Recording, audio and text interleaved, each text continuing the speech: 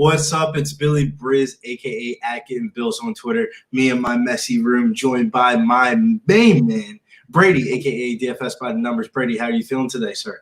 I'm feeling pretty good, man. It's getting kind of crazy without MMA. I'm so crazy that I actually ventured on to the online casino over the weekend, and I pulled off a big hit one at $1,200. I played. Have you ever played the Let 'Em Ride on Bovada? It's where you get like six cards, and I opted into the jackpot, and I got a four of a kind with six cards, paid out like $650, and then also got a flush, paid out like over 500. So got around $1,200 on the online casino. DFS did not go that great, but it was nice to get a big Christmas bonus, man.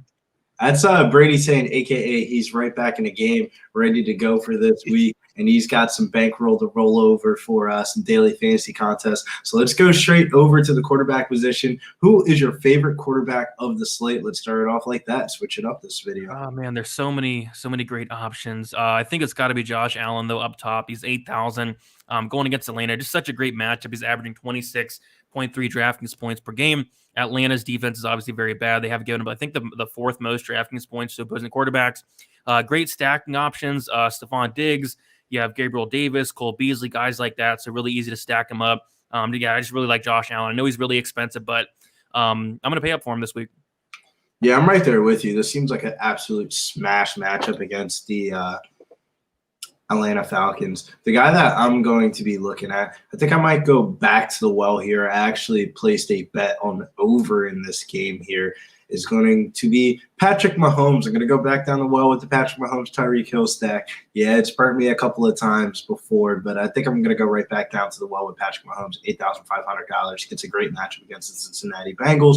Looks like the chalkiest game to stack on the board for this weekend. I actually have a bet on the over 49.5, moving up to 51 and 52 to some places. So if you can get on that over, hopefully you can get on that over before it's gone. But Brady, what other quarterback do you like besides Patrick Mahomes while you're paying up?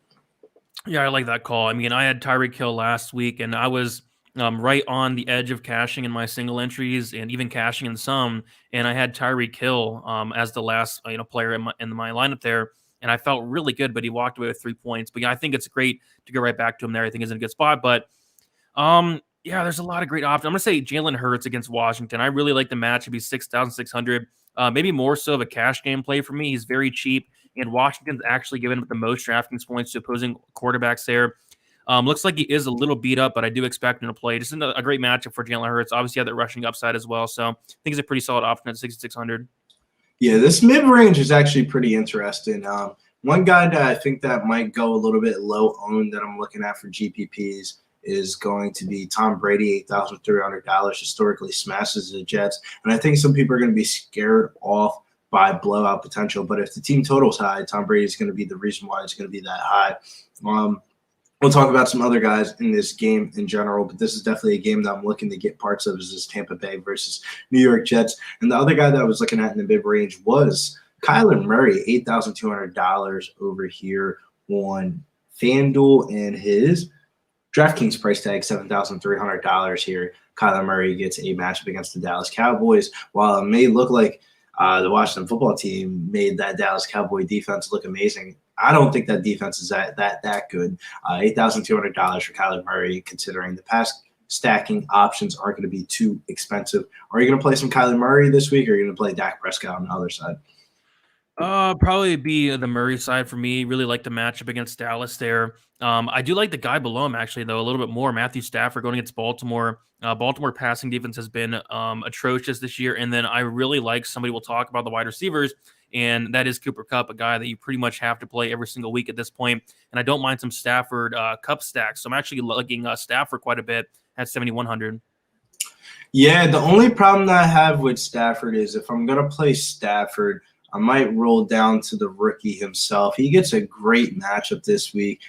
Jimmy Garoppolo, just no longer the quarterback of the San Francisco 49ers. He's going to be Trey Lance, $6,400. And let me check his DraftKings price tag, because his DraftKings price tag is probably way down here. My bad. 4,800. 4,800. Yeah, I was going to say the price tag is way down there. I think he's going to be the preferred cash game quarterback option. And then I like his stack. I like the stack pass catching options as well for GPPs. We'll get into that as we go into the positions. But is there any other quarterback that you're looking at on the slate to play? Yeah, this is if Lamar Jackson does not play, I think Tyler Huntley at He is going to. 5,600 is really interesting, and stacking him with Mark Andrews, who's been just phenomenal the past couple weeks. I would be shocked to see Lamar not play this week, to be honest with you. That's why I bet the over. The second bet that I have pre-flop is over 46.5 for the LA Rams and Baltimore Ravens, because I think that total ends up being like one of the second highest totals on the board after people recognize that Lamar is going to be in. Probably like Friday or Saturday, they'll announce. Yeah, it said Lamar was like limping at practice, so I don't know. We shall see, Brady. We shall see. But let's go over to the running back position. Who are you starting it off with on your running back? Yeah, it's one of those weeks where I think you either have to pick Jonathan Taylor to play or Cooper Kupp, because I just think it's going to be really hard to play on both. Last week, there was a ton of value. This week, I'm not really seeing a ton. So I think it's going to be one or the other for me. And I'm probably going to go the Kupp route. But if I could fit both of them in, that'd be preferred. But I just think it's going to be so hard to do that. But yeah, Jonathan Taylor, phenomenal matchup. The Colts are a little beat up in terms of their offensive line. But yeah, I think Jonathan Taylor is probably the one guy I'd pay up for if I was to. Do you think without Carson Wentz that's going to help or hurt his fantasy value, decreasing it by the fact that the offense might not put up as many amount of points, but increasing it that his volume may go up and the short ADOT throws from the quarterback? Yeah, probably a little bit in the middle. I'd say it hurts it a little bit. Looks like Carson Wentz has a chance to play, so another thing to monitor. But yeah, like I said, if it's between Taylor or Kupp, I'm picking Kupp. How about you? To be honest with you, it's a tough the one. way running back looks this early in the week, I'm going to have to say Jonathan Taylor, because I wasn't really finding a lot of running backs. My second favorite running back of the slate paying up was Eli Mitchell in this spot against Houston. If he's able to go and he's back, $7,800. Still might be a little bit too expensive of a price tag considering that he's missed some time. But what are your Eli Mitchell thoughts? Yeah, if Eli Mitchell's good to go, I really do like him a lot. So that's another thing we have to monitor throughout the week. Going down a little bit, David Montgomery, 6,500, somebody I really like. Amazing matchup against the Giants, and they've been giving Montgomery the ball. And he's not only running the ball, they're actually passing the ball quite a bit. 9 targets last week, 6 targets the week before, 7 the week before that, and 9 the week before that. So he's not only running the ball 15 to 20 times, he's getting 5+ targets, and he's 6,500 with a phenomenal matchup. In a game they're favored by like 6 points.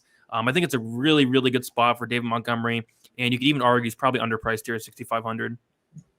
Yeah, I definitely do agree with you. I love the 6K range on DK. Also, that 6K range is going to be Ronald Jones, starting running back for the Tampa Bay Buccaneers. To be honest with you, as much as I love Ronald Jones at 7K, I might be able to find a ownership leverage spot, and it may be a little bit of recency bias, but this could be due to some blowout game script here. Keyshawn Vaughn, $5,600, could be the pivot off of Ronald Jones. Not a lot of running back value on the slate, but Ronald Jones and Keyshawn Vaughn will be in my running back player pool. But Brady, what other running backs were you looking at on the slate? Yep, Ronald Jones was the other one, and then Sony Michel, 5,800. It looks like he has completely taken over the backfield, and he's been looking really good. Last week, 27 carries, 131 yards, 4 targets, 1 reception, 23.5 DraftKings points. Looks like I said, it's his backfield. Not the best match in the world against Baltimore, but a solid matchup, and he's very cheap at 5,800. I don't mind some Sony Michel. And then also Darrell Williams. It looks like Clyde Edwards-Helaire may not play. If not, Darrell Williams looks to be a really solid play at 5,800 as well. Yeah, I do like that. Darrell Williams, call it 6,200.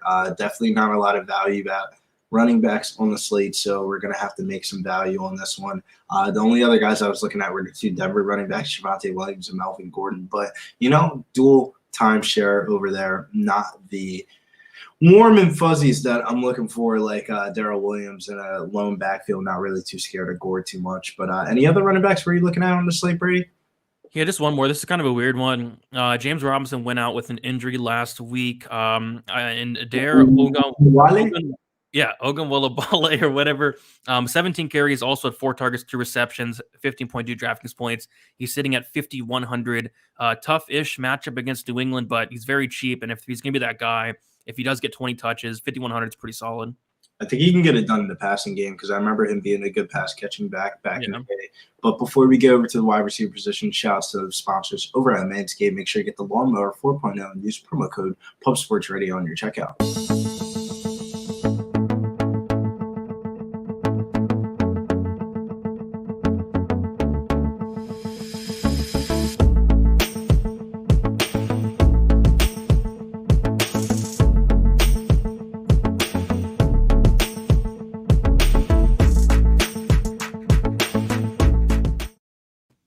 To the wide receiver position we go. Brady, who are you starting it off at? I think you kind of alluded to it earlier. If you weren't paying up for Cooper Kupp, then I don't know what you're doing. Baltimore Ravens secondary is like absolutely dreadful of recent weeks. But if you're not paying up for Cooper Kupp, who are you going to pay up for here?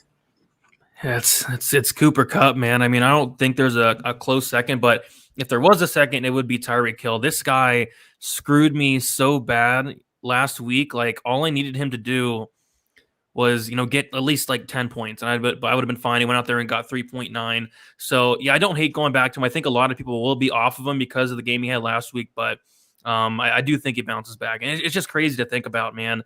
No Travis Kelce last week, and Tyreek Hill shit the bed. It's just nuts. He didn't really get COVID.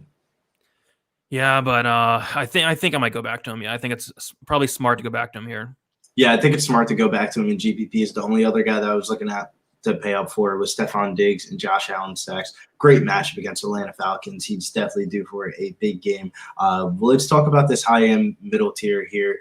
Who are you looking to pay up for? I would say in the 7K range. Yeah, high 6K. T. Higgins, 6,900, a guy that I have liked, a lot this year. I've talked about him quite a bit, and I always liked him more when he was around like 5,300, 4,900. He's now 6,900, but I think that price is starting to get warranted. I know the Chiefs defense has been looking a lot better, but T. Higgins has been on a roll. 46.4 DraftKings points last week. He was 6,200. That price tag kind of scared me away. I'm not going to let this 6,900 price tag scare me away this week against a matchup against the Chiefs. So I think T. Higgins is a guy I really like this week.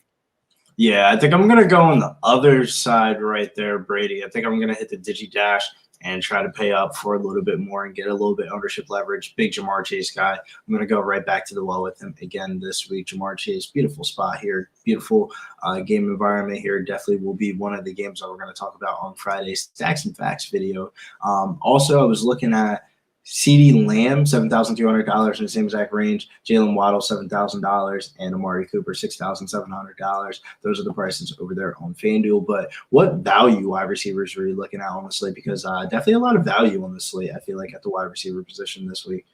Yeah, I like that Waddle call quite a bit. Value, I'm going to actually consider Antonio Brown like serious value at 6,100. They priced him up last week, who is a free square at 4,900. They did price him up, but they did not price him up enough. So Antonio Brown is one of my value plays.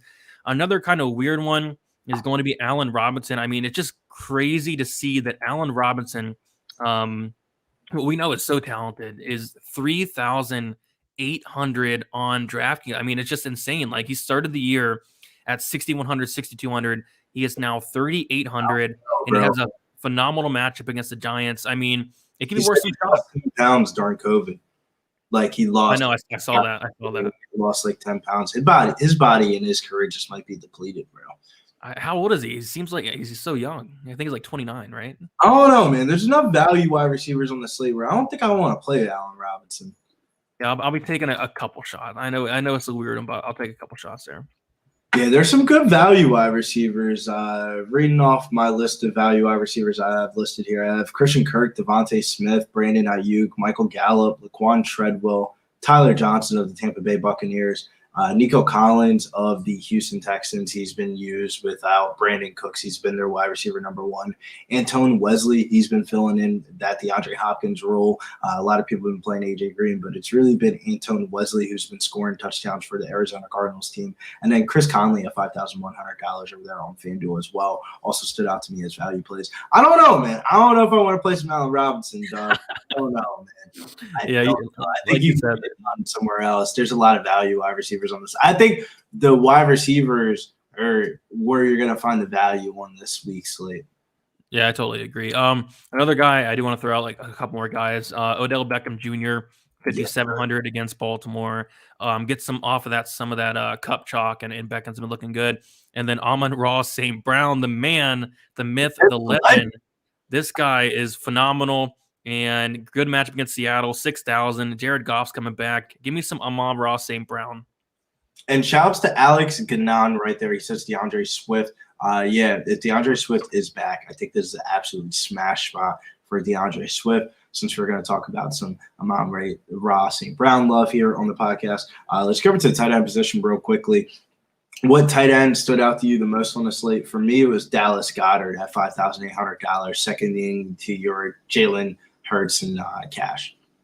Yeah, there's 3 that stick out. Goddard was one of them, right in the mid-range, 50 to 100. And then up top, Mark Andrews, 7,400. This guy has been on a tear as of late. This guy has over 100 DraftKings points in his last 3 weeks combined. Like, that's just nuts to think about. Saw a matchup against the Rams. Mark Andrews, sign me up. He's been phenomenal.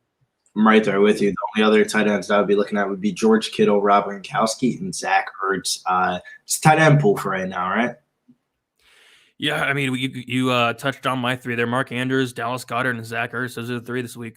Yeah, man. We'll figure out more tight ends on Friday's video, but till next time, we are about to be out. Brady, where can they find you at? Yeah, Twitter, DFS_numbers, Instagram, DFS by the numbers. Launching my new website, January 1st, DFSbythenumbers.com. And that's a bit it. MMA is coming back in a couple weeks. Excited to get back into that, but looking to smash some football this week. Excited for your ventures in 2022. And as for me, you can follow me over on Twitter at GettingBills. Till next time, Friday, we out with Sharp Bet.